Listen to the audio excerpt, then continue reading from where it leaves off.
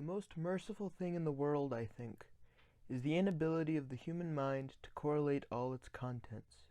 We live on a placid island of ignorance in the midst of black seas of infinity, and it was not meant that we should voyage far.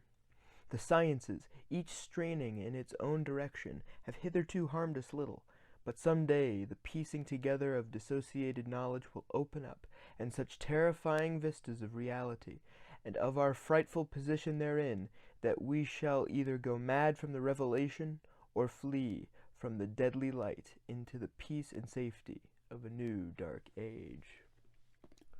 Welcome, ladies and gentlemen, to the Carr-Quest of H.P. Lovecraft, and today, this is it, folks. We've hit one of the big ones.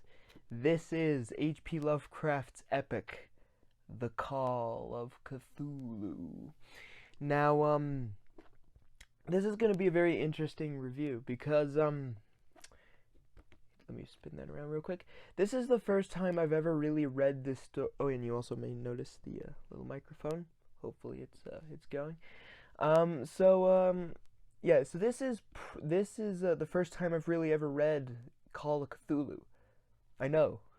I'm a fan of Lovecraft, and I haven't read Call of Cthulhu until right now. I should specify, I read a little bit of it back in high school, a little bit, like junior high school. But this is the first time I've ever read it in full, rather.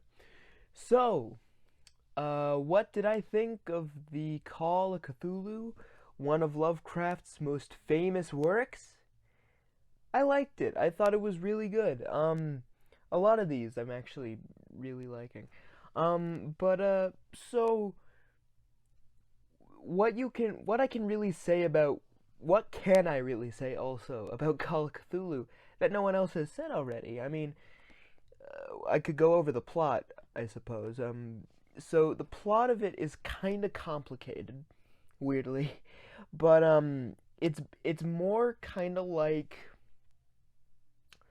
it's kind of like what I think it was Mike's Book Reviews, was it?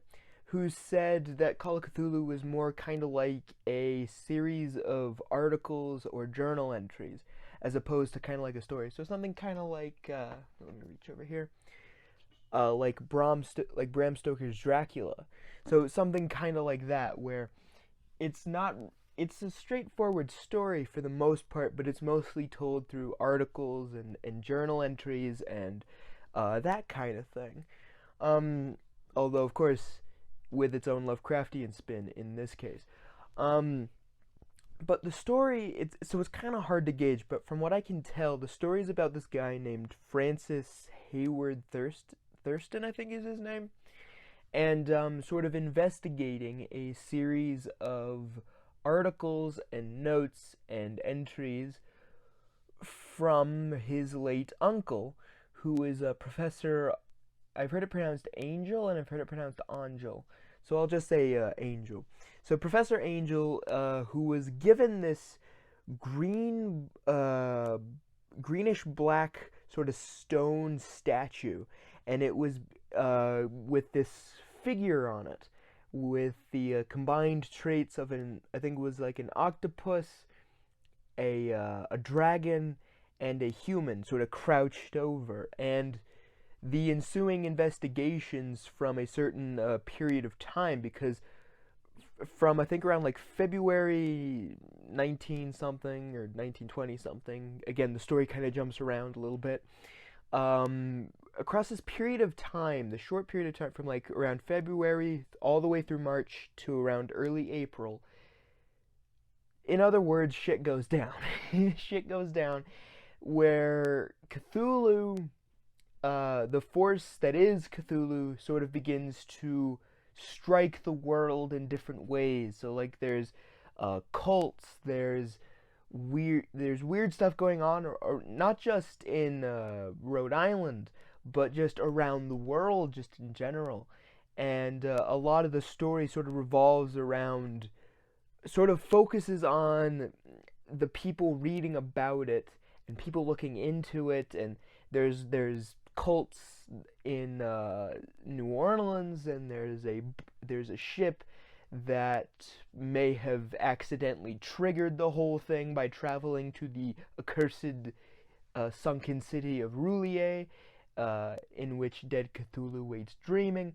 Yeah, so it's pretty much more just kind of an investigative story. And of course, it builds and builds and builds and builds and builds until the final encounter with the great Cthulhu himself. So, yeah, so that's pretty much the story, in certain terms. Um, so, so yeah, this is a good story. It's Call of Cthulhu. You know what I'm saying? Like, it's Call of Cthulhu. Like, this is like one of Lovecraft's most famous tales. Everyone knows about Cthulhu with the big head and the tentacles and the wings and the claws, and him rising out of the city of Roulier. You know, in his house at Roulier, dead Cthulhu sleeps dreaming, and I think it actually is Waits dreaming. So yeah, so there's not really much that I feel like I can really add that hasn't been said already about Call of Cthulhu. I guess one thing I did notice was, I've mentioned it before, Lovecraft's writing style. I've mentioned that Lovecraft can sometimes have a very odd writing style where he uses a lot of big words, sometimes in paragraphs, and it is very easy to kind of lose yourself in the vocabulary, and it kind of takes you out of the story a little bit, and then you pop right back in mentally, and you're like, wait, what just happened? That happened more than once reading the story, and I'm not going to say that makes the story inherently bad. It's just something that comes with reading Lovecraft in general. This is something that you just kind of have to deal with when you're reading him. And another thing that you're going to have to deal with when reading him is the thing that every Lovecraft fan has acknowledged and will probably continue to acknowledge for the rest of time, and it's the fact that the last couple Lovecraft stories, unless I didn't catch them, a lot of them, not, it's only like a couple, like, really prior to this, only Rats in the Walls or Picture in the House used explicitly kind of discriminatory language. We're back to that here. So that is kind of something that is kind of not so good about the story, but I don't know. You can't really avoid it. You know what I'm saying? You can't really but we've talked about this. We've talked about it, and we've addressed it, and yeah, and I hope to address it maybe later down the line, maybe in a more sort of professional, more sort of, excuse me, I bumped the mic, more kind of serious and more conversational manner, as opposed to just saying, oh, there's this in this story, or that in this story, or this, or this, or this, or that. But I will say, up until this point, only Rats, I think I said that Rats in the Walls and Picture in the House were the only ones that really had that kind of language in the stories, and unless, again, I didn't catch them in the other stories that I've read so far, yeah, we're back there again. But at the same time, I acknowledged that it was there, but I allowed the story to continue regardless, because I was still interested in figuring out where the story was going to go. And the story goes in it goes, and I think it is a very good, well-told story. Again, it's Call of Cthulhu, people. And I will say, though, the first time, well, not the first time, I finished it, right? I took a break between the first third and the two other thirds of the story.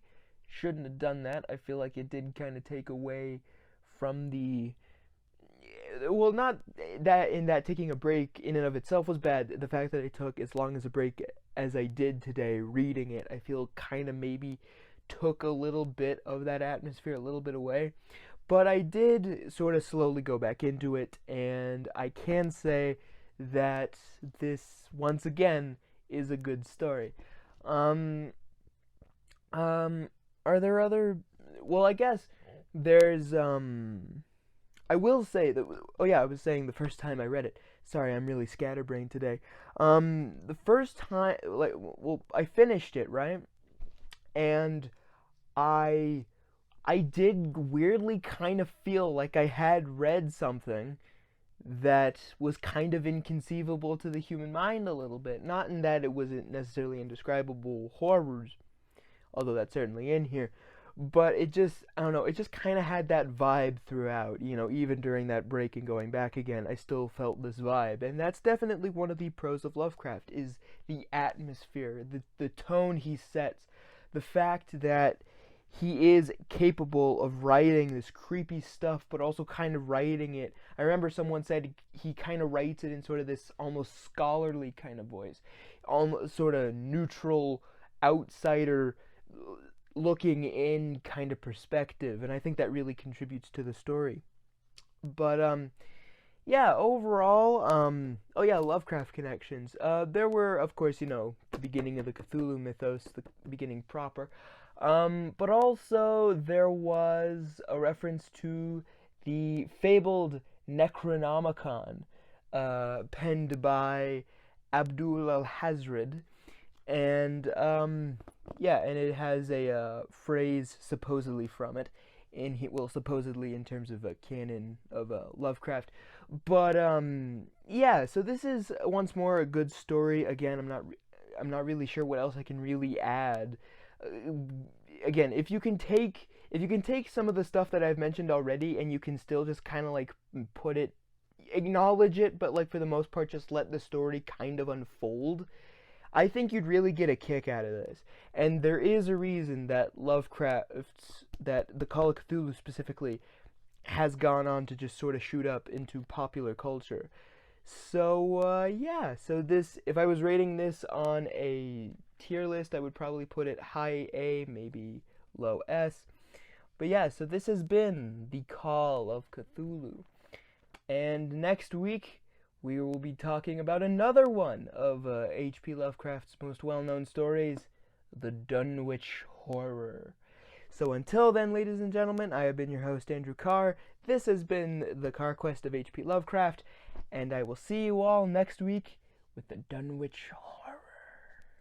See ya.